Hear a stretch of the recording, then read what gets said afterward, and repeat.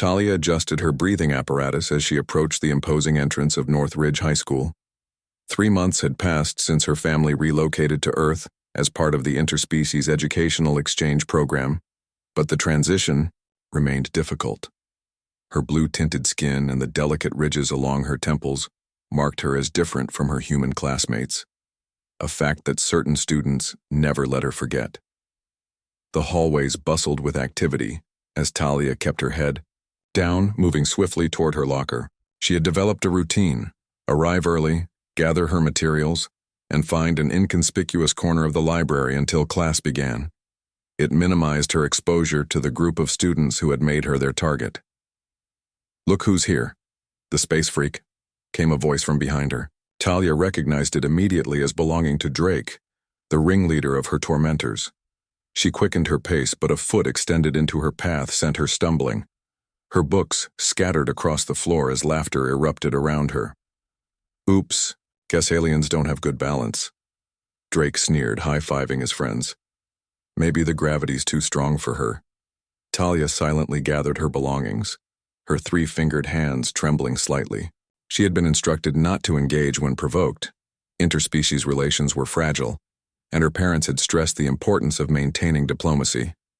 A single negative incident could jeopardize the entire exchange program. From across the hallway, Jack Wilson watched the scene unfold.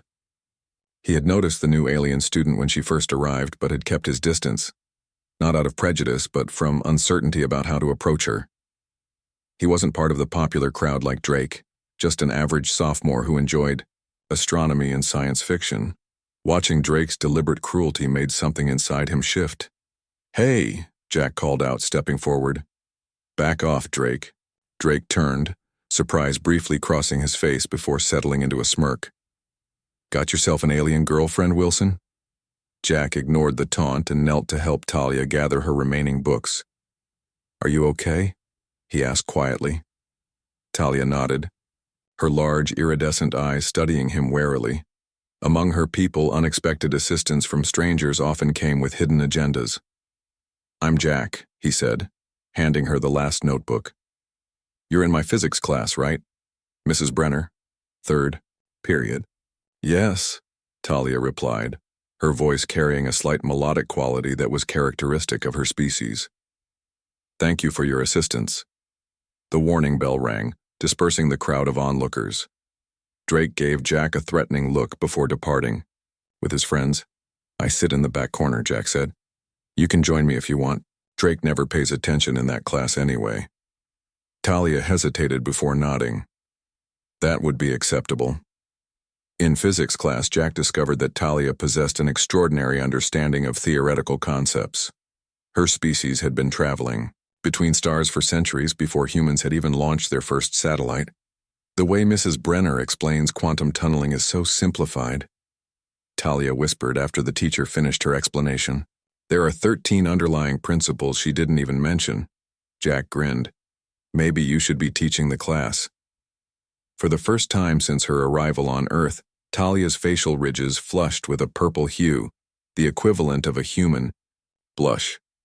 As days passed, Jack and Talia fell into a comfortable routine. They would meet before school, share lunch at a table in the corner of the cafeteria, and walk to their afternoon classes together.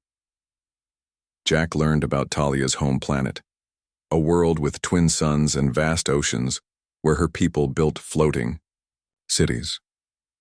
In return, he introduced her to human music, movies, and food. Drake and his friends hadn't given up their harassment, but Talia now had something she hadn't before: an ally. One afternoon, Jack arrived at school to find Talia missing from their usual meeting spot. Concerned, he searched until he heard voices coming from a rarely used stairwell.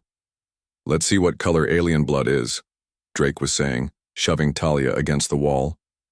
Her breathing apparatus had been knocked askew, and she was struggling to adjust it while keeping her distance from her tormentors. "What's wrong with you?" Jack shouted, rushing forward to put himself between Talia and Drake. "She needs that to breathe properly in our atmosphere." "Mind your own business, Wilson," Drake warned, shoving Jack's shoulder. Jack stood his ground. "She is my business. She's my friend." "Friend?" Drake laughed. She's not even human. So what? Jack retorted. She's smarter than you'll ever be. Her people were exploring space when ours were still figuring out electricity.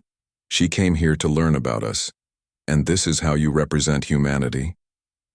Drake faltered, not expecting a direct confrontation. If you want to prove humans are superior, Jack continued, try doing it with your brain instead of your fists. But I'm guessing that's a contest you'd lose. Other students had begun gathering at the noise, forming a small audience. Drake glanced around, realizing he was losing the upper hand. Whatever, Drake muttered finally. She's not worth the trouble anyway. He backed away, gesturing for his friends to follow. Jack turned to Talia, helping her adjust her breathing apparatus. Are you okay? Talia nodded, her eyes wide. Why did you do that? You risked your social standing for me. Jack shrugged. That's what friends do. Besides, someone needed to show you that not all humans are like Drake. The next day, Jack and Talia entered the cafeteria to find something unexpected. Several students from their physics class waved them over, offering seats at their table. Word had spread about Jack's confrontation with Drake, and curiosity about their alien classmate had replaced much of the earlier hostility. As weeks passed, more students approached Talia with questions about her world and culture. She began giving informal astronomy lessons, correcting the inaccuracies in their textbooks with first-hand knowledge of star systems she had visited. On the anniversary of her first month of friendship with Jack, Talia presented him with a small crystal that glowed with an inner light. It's from my homeworld, she explained. We give these to those who change our life paths in significant ways. Jack smiled, holding the crystal carefully. I didn't do anything special. You showed me that humanity's greatest strength isn't your technology or physical abilities, Talia said softly. It's your capacity for kindness when faced with difference. One human's courage changed everything, not just for me, but for how my people will view yours for generations to come. Jack hadn't thought of his actions in such momentous terms, but as he looked around at the now integrated lunch table, humans and one alien engaged in animated conversation, he realized that sometimes the bravest act was simply being kind when others were not.